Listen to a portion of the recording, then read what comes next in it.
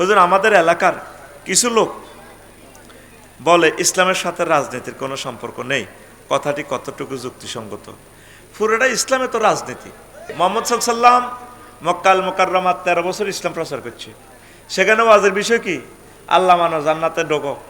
Medina তৈবাত 10 বছর, সেখানে স্বরাষ্ট্রনীতি, পররাষ্ট্রনীতি, কমলনগর উপজেলা প্রশাসন কেমনে চলবে, তারপরে পার্বত্য চট্টগ্রাম বিষয়ক মন্ত্রণালয় কিভাবে চালাইবেন, প্রায় 50টার মতো আয়াত পার্বত্য চট্টগ্রাম বিষয়ক লই আল্লাহ বলছেন।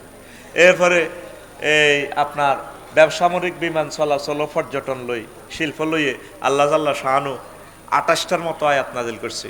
শিক্ষা মন্ত্রণালয় নিয়ে 783টার মতো আয়াত নাজিল করছে। এরপরে নৌ চলাচল, জাহাজ চলাচল, তারপরে নদী প্রশাসন লইয়ে 100-র উপরে আয়াত, বাহার নিয়ে, জোয়ার বাটা নিয়ে, খাল বিল হ্রদ নিয়ে অনেকগুলো আয়াত। মহাগ্রন্থ আল কোরআনে এমন কোনো জিনিস নাই যেটা আপনি খুঁজে পাবেন না। তাহলে 23 বছর হইল মোহাম্মদ সাল্লা সাল্লাম। আপনি যদি শুধু মোহাম্মদ সাল্লামকে মক্কার 13 বছর মানেন, তাহলে আপনার কলমা হবে অর্ধেককে কলমা লা ইলাহা ইল্লাল্লাহ অর্ধেক মুহাম্মদুর রাসূলুল্লাহ, বা লা ইলাহা ইল্লাল্লাহ মক্কার মুহাম্মদুর রাসূলুল্লাহ।